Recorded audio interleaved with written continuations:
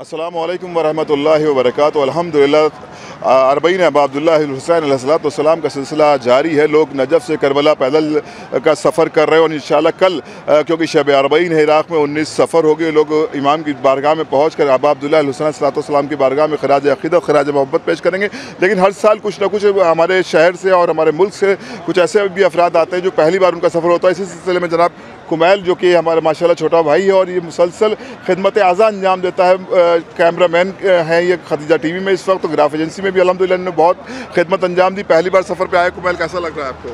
पहले तो सबसे पहले आपका बहुत बहुत शुक्रिया मैं अदा करना चाहूँगा। पहली बार सफ़र है, जैसा ख्वाबों में देखते थे, जैसा देख रहे थे वीडियोस में देखते थे, वैसा ही माशाल्लाह से बयान नहीं कर सकते। मेरा तो हर इंसान की ख्वाहिश होती है कि करबला एक बार नसीब हो, अपने इमाम के लिए अपने इमाम की ज़ियारत नसीब हो।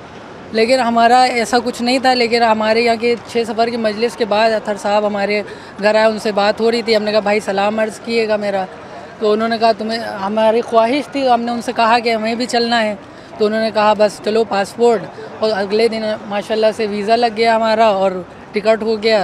और मौला की बारगाह में मौला अब्बास अलैहिस्सलाम ने हमारा बस अपनी फ़हरिस्त में नाम हाजिर कर दिया। मेरा भी अल्हम्दुलिल्लाह आज सफ़र इश्क जारी है और मशी कर रहा हूँ और इंशाअल्लाह कल करबला में इंशाअल्लाह मौला की ज़ियारत करेंगे। बहुत शुक्रिया कुमैल। जैसा कि आपने देखा जब आदमी पहली बार आता है तो उसके एक अलग से जज्बात होते हैं और जाहिर है कि इस वक्त इनके पास लफ्ज़ नहीं है कि किस तरह से अपने इमाम को शुक्रिया अदा कर सकें, क्योंकि करबला का सफ़र ऐसा रूहानी सफ़र होता है जिसमें हर आदमी अब दिल से जुड़ा होता है, फ़िज़िकली अरबईन में इंसान जुड़ा होता है, क्योंकि उसे वॉक करनी होती है। खुदा इनकी तौफ़ीक़ात में इजाफ़ा करे और बार बार इन्हों करबला आने की तौफ़ीक़ अता करे।